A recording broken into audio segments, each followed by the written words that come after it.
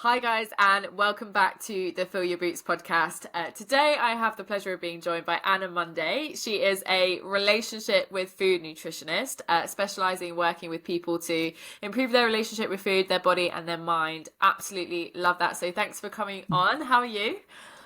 No problem. Yeah, I'm good, thank you. All good. How about you? Yeah, good. We've just said we've both been so busy today. We're just like, whoa, trying to figure out what's going on. Just reeling a little bit, but all good, all good. All good. So no, thanks. I honestly appreciate you coming on so much. I've been following you for ages, and as someone who's experienced, loads of those issues myself over the years, and also obviously coach a lot of people who have similar experiences. Like it's so important, so much of that stuff. I don't think people realize how many people struggle, with those sorts of things, even on a spectrum. Obviously, some more than others. Yeah, most certainly. It's one of those things that I think it is beginning to change. People are becoming more open about talking about their struggles, but for so long it's been like, oh, I must be the only one that feels like this. I must be the only one that struggles with these types of things. And there's so much guilt and shame around these issues that actually when we talk more openly about it, it kind of helps to eradicate those feelings. Yeah, exactly. Why do you think it is that people don't like talking about this sort of thing? Because they don't. They really don't.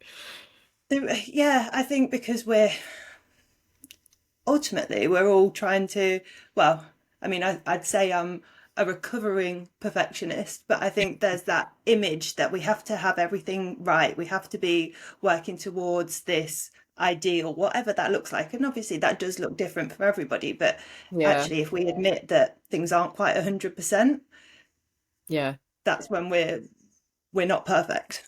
No. And everyone's striving to be, aren't they? It's just a Yeah, facade. exactly. Yeah.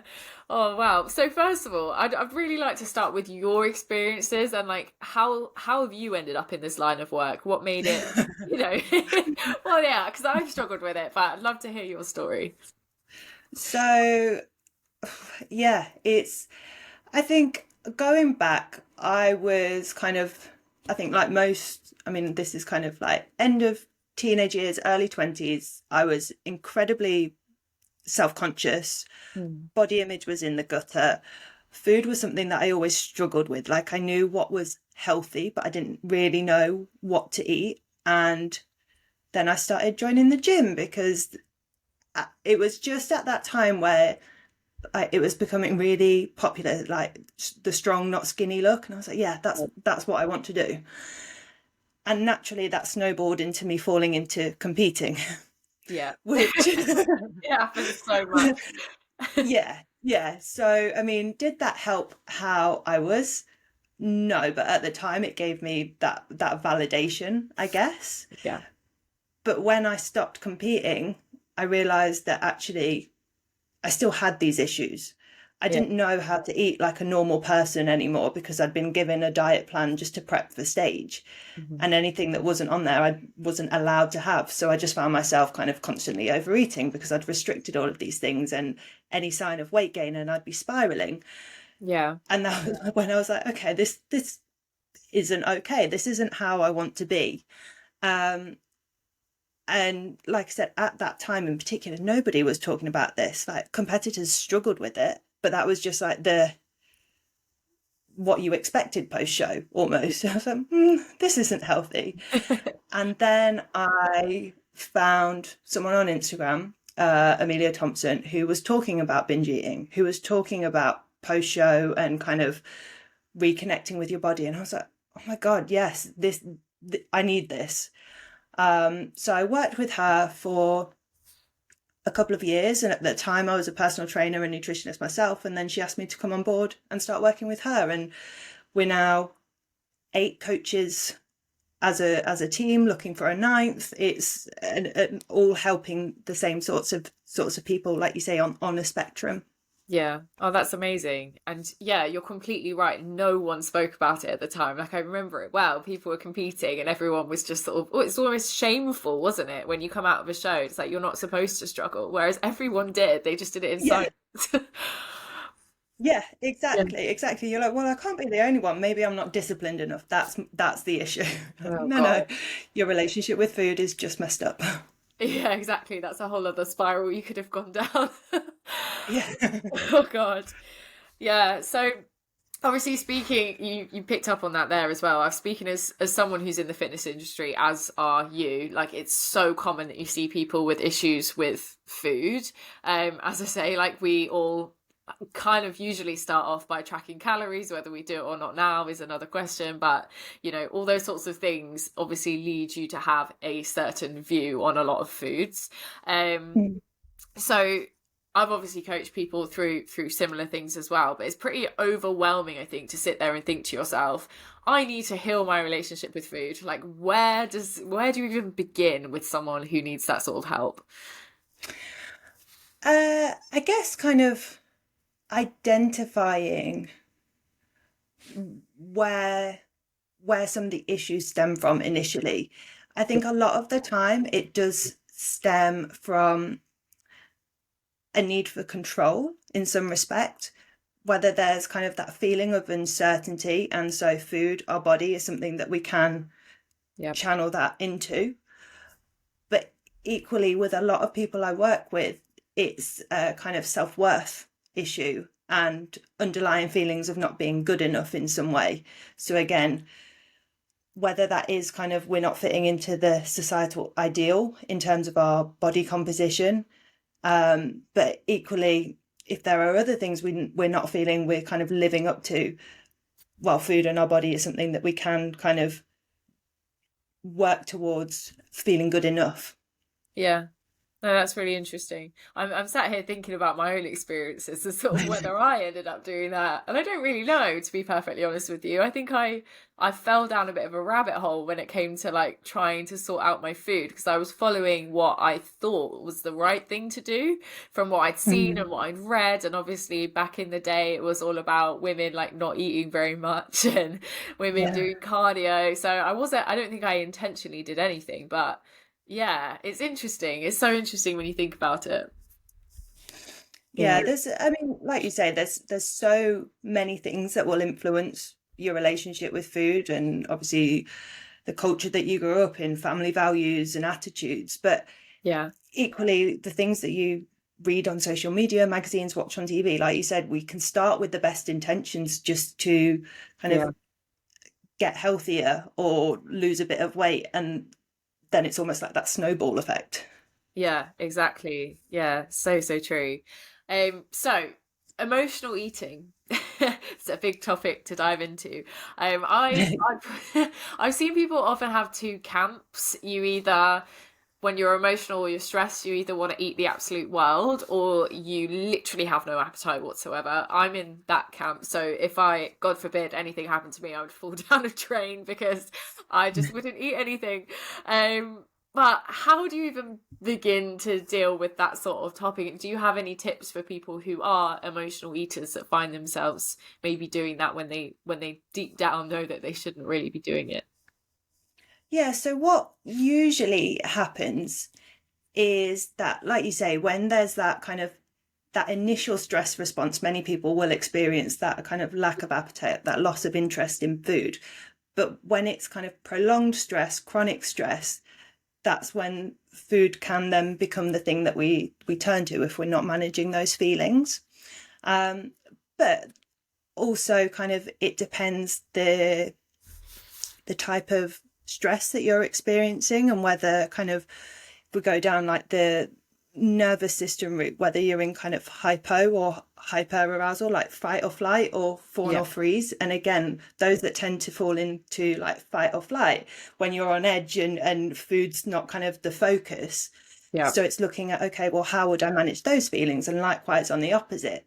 But if you are someone that identifies more so in kind of food being the thing that you turn to in those emotional states, I think I always say, like, just say it and then realize, do you know what? It's not actually that easy to implement, but Mhm. creating a pause somehow is one of the first things, so that you can have a check-in with yourself and go, do you know what? Okay, what's my intent here? Am I actually hungry, or am I trying to kind of suppress how I'm feeling or meet a need that isn't being met elsewhere?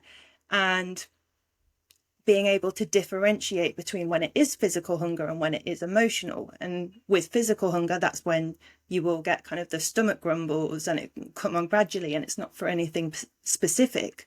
But when it's emotional, that's when, if you're anything like me, that's when the biscuits or the chocolate come in, and it's kind of urgent and rapid, that you want to turn to those foods. And it's being able to recognize those things so you can go, right, okay, this is emotional, I'm going to take myself out for a walk or call a friend and just take my mind off things. Because what we find when it's emotional is kind of, if you're able to sit with it and ride it out, those feelings dissipate within kind of 20 to 30 minutes. Yeah, yeah. And there's so many environmental cues for things like that as well, isn't there? Like if you see a food and like suddenly you want that food and it wasn't that you actually did in the first place, it's just because it's there and you've now become aware of it. There's so many reasons as to why your appetite might go up, and it's not necessarily to do with hunger. Mm. Yeah. Yeah, it's almost kind of reminding yourself, well, I can have this anytime, but am I actually hungry for it right Yeah, now? yeah, exactly. Interesting, interesting. So this is a question that someone asked me on my question poll on Instagram, and it could potentially go down a few different rabbit holes. I was trying to sit and like think about this one myself before this podcast, but she's asked, how does one mentally deal with being in a deficit? I know that sort of depends on what you're trying to get out of it, or like what your emotional state is around food and your body, and there's so many factors that is going to come into play. But how would you go about answering that, or even starting to sort of scratch the surface? So for the majority of my clients, like if we are working on fat loss, they're at a point where their relationship with food, they've done a lot of work on their relationship with food, but they still have those worries that they might fall back into kind of that old way of thinking. Yeah. And for me, it's kind of asking them to check in with kind of their values and what's important to them, and working fat loss in a way that aligns with that, so that it's not kind of a feeling of should and I have to do this. It's an empowered choice. It's the decision you make that's going to kind of bring you closer to where you want to be, is aligned with what's important to you, and knowing as well that I think there's often that idea with fat loss that we do it for kind of 8, 10, 12 weeks, but it's okay knowing that you can take a break. And when it's kind of in line with your values, you might want to, because sometimes like being social is a bit more important to you. And Yeah. then it's more of a lifestyle cut in that sense. Yeah. No, that's so, so true. I think there's a disconnect sometimes between people that might look at what you do and sort of think, if I improve my relationship with food and my body, then that means I'm not going to achieve my body composition goals. Whereas that isn't necessarily the case, is it? You can do both. Yeah. Honestly, the amount of people that are like, oh, can I actually do fat loss with you? I'm like, yeah, we're not anti-diet by any means. Yeah. And I fully appreciate there will be kind of people that do have an aesthetic preference or need to diet for health. And it's making sure that it's coming from kind of the right sort of place, rather than Yeah. I'm hating my body and this is the only answer. Exactly. Yeah, I couldn't agree with that more. I actually saw a post that you did on body positive, well, body confidence for that matter, that I absolutely loved. You basically said, "Stop trying to love your body," and I resonated with that post so much. Like, do you want to dive into that and what you sort of meant by that statement?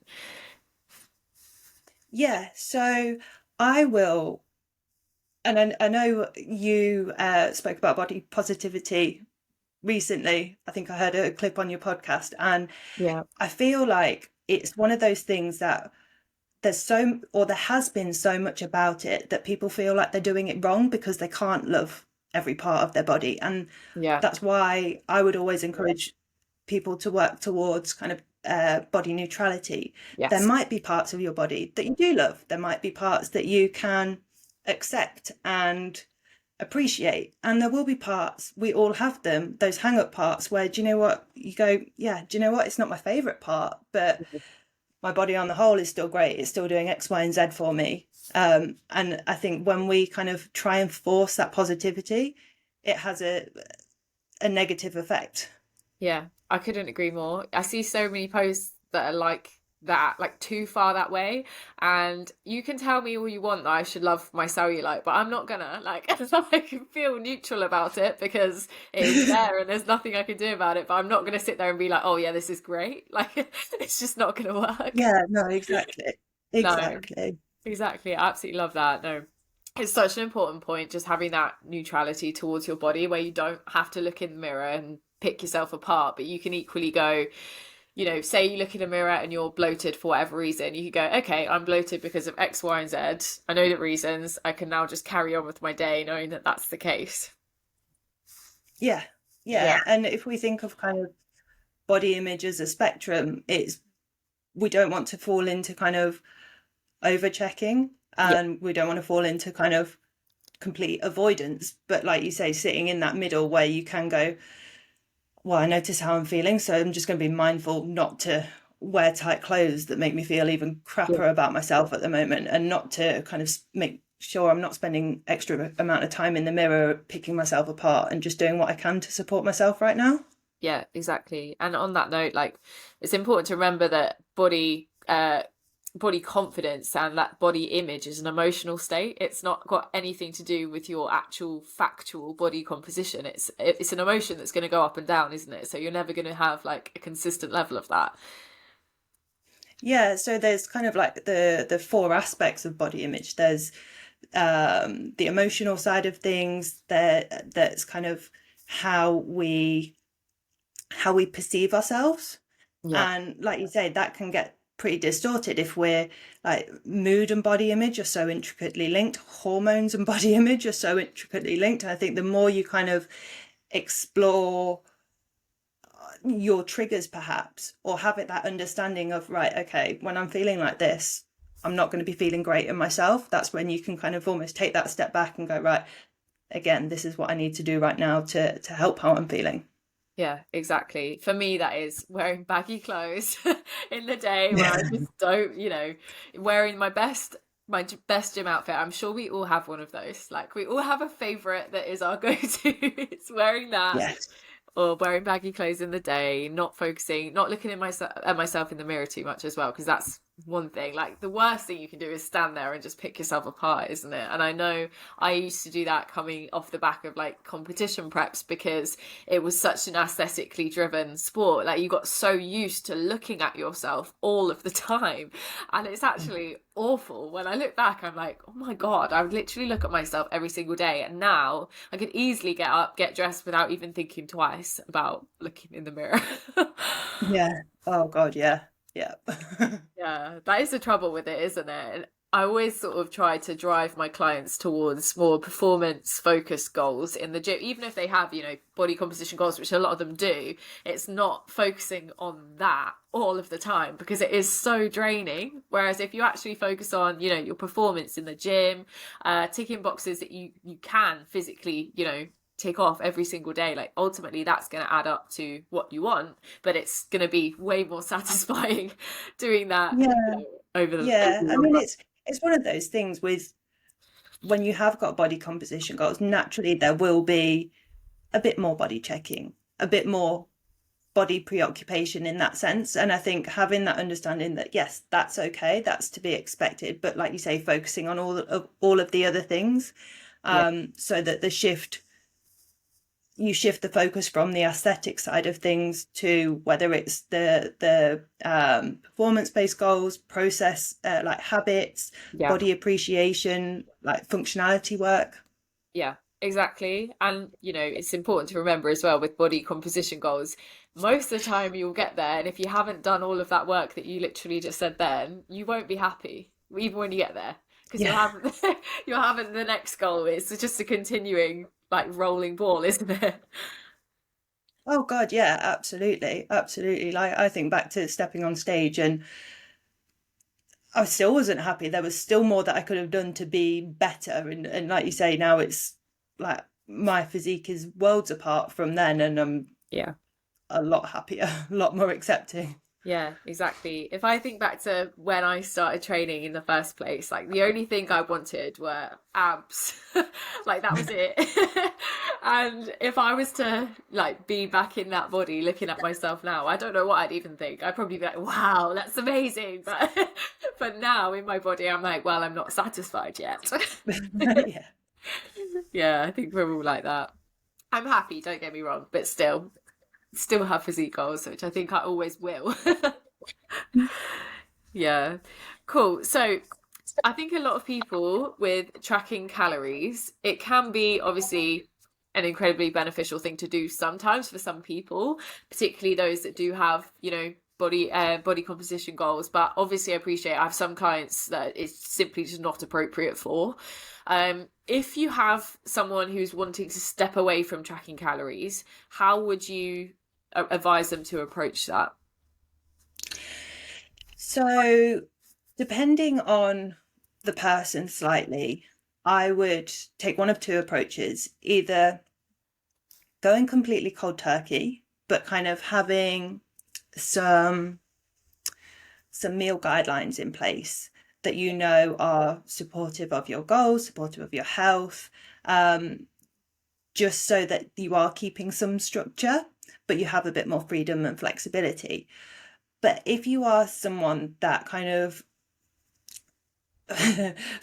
like as soon as you say we're taking away tracking gets the anxiety, and you then a more phasic approach would be the way that I'd go down. And I think you can do this as gradually as you need. Like for some people it might be starting so simple that well, when I say so simple, that sounds as though I'm just brushing it off. It's not. It can be a big step for a lot of people, and that might be kind of initially you remove veggies, or then kind of only track your protein, carbs and fat, so you're not tracking everything else, or you remove one tracking meal and just build it up like that, so that you begin to build the trust in yourself that you don't need that certainty, that safety with tracking.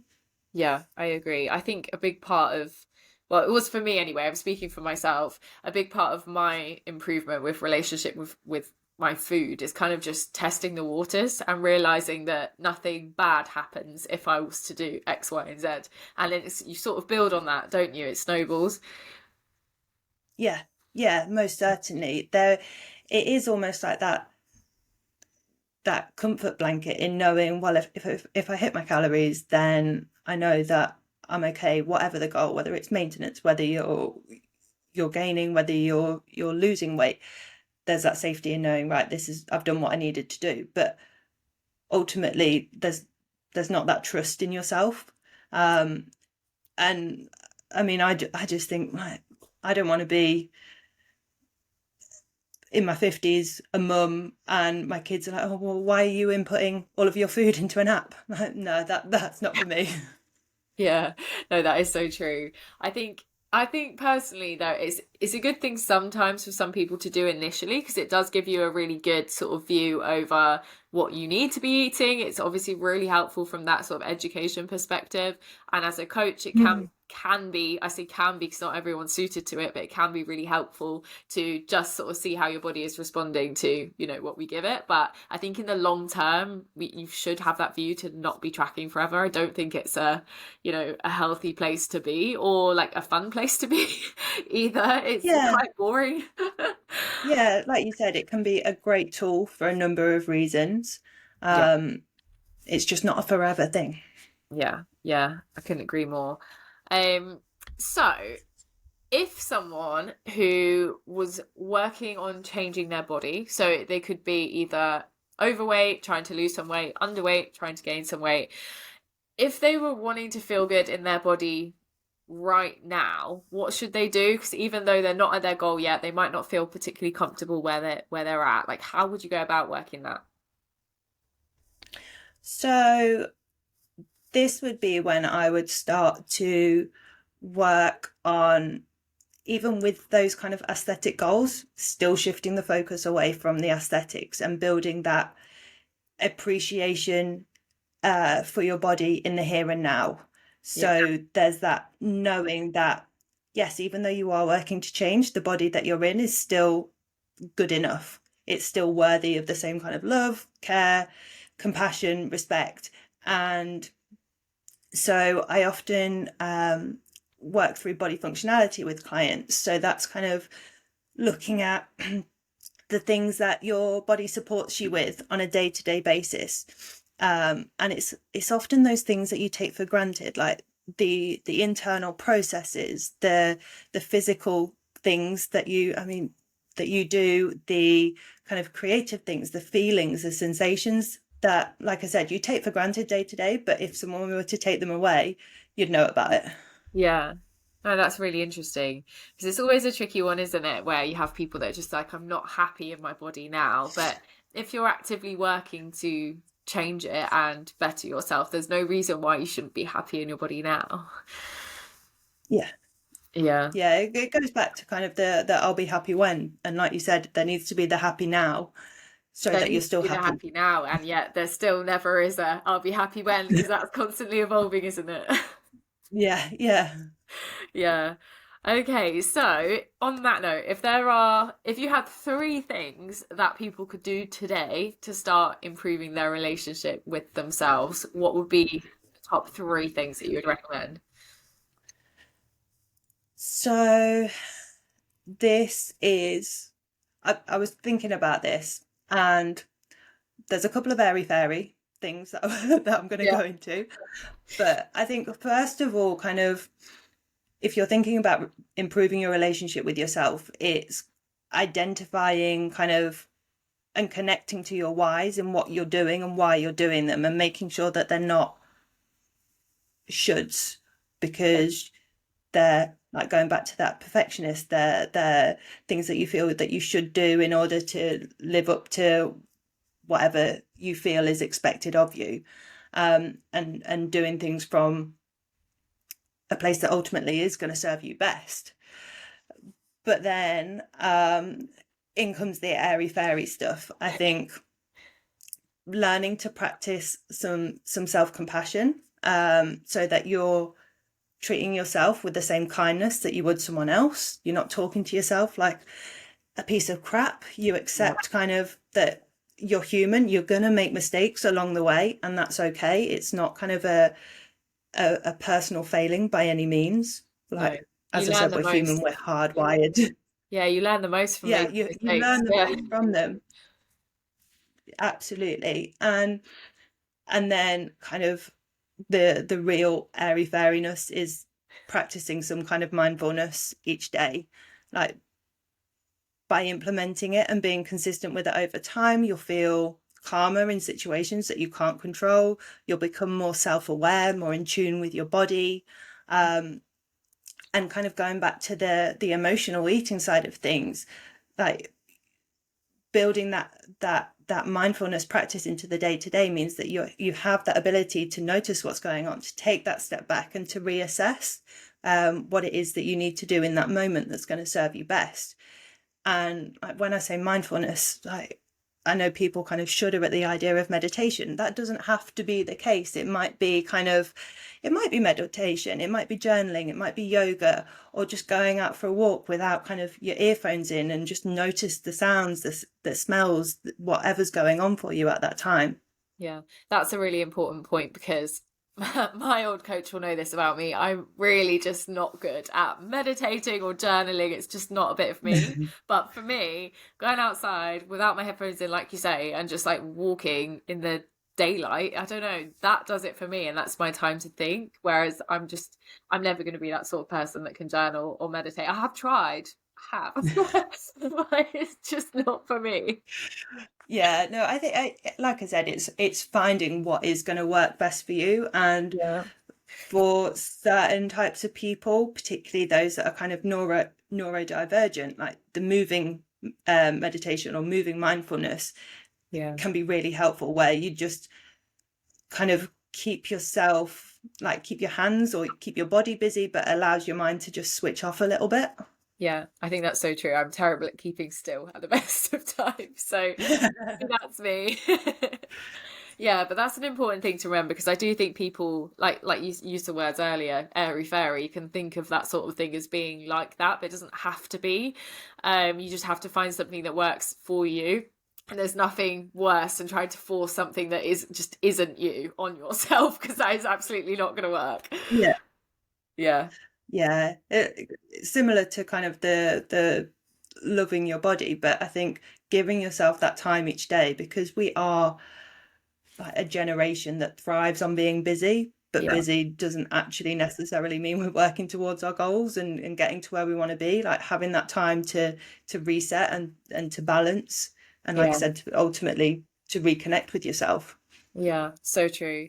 Well, that's all really interesting. And yeah, so helpful. So thank you so much for coming on the podcast. Do you have anything you want to add? Do you want to talk about?